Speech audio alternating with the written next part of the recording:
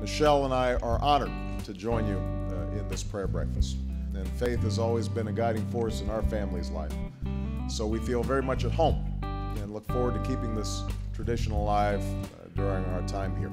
The National Prayer Breakfast dates back to the Eisenhower administration in the formal sense, and basically it's a time for people of all different faiths and backgrounds, both at home and abroad. A lot of world leaders fly in for this, to come together and talk about how we can find areas of common interest across lines of division.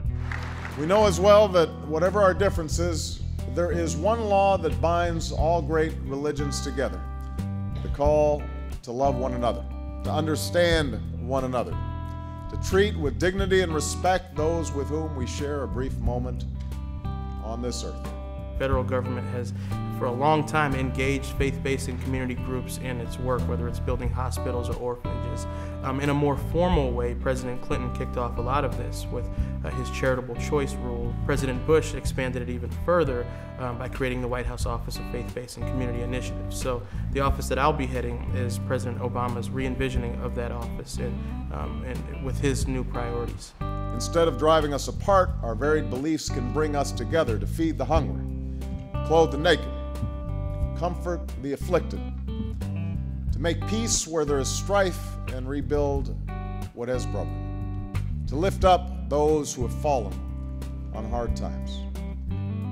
This is not only our call as people of faith, but our duty as citizens of America and our duty as citizens of the world. And it will be the purpose of the White House Office of Faith-Based and Neighborhood Partnerships that I'm announcing later today.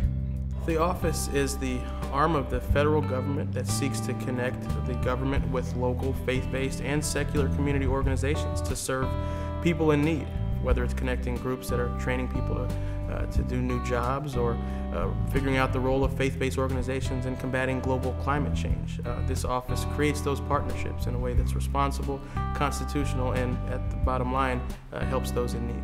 This work is important because few are closer to what's happening on our streets and in our neighborhoods than these organizations. People trust them, communities rely on them, and we will help them. These are the groups that are at the hearts of communities.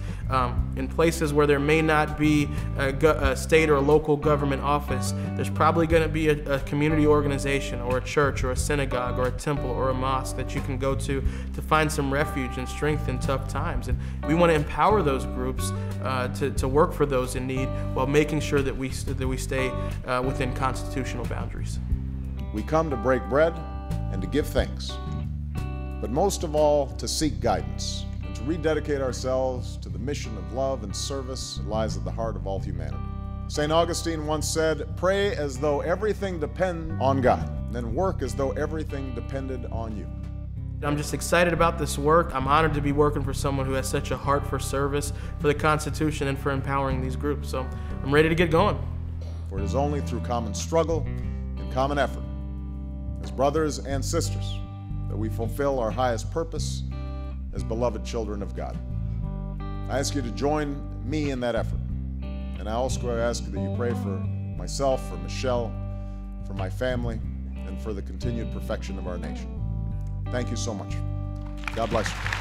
God bless the United States of America.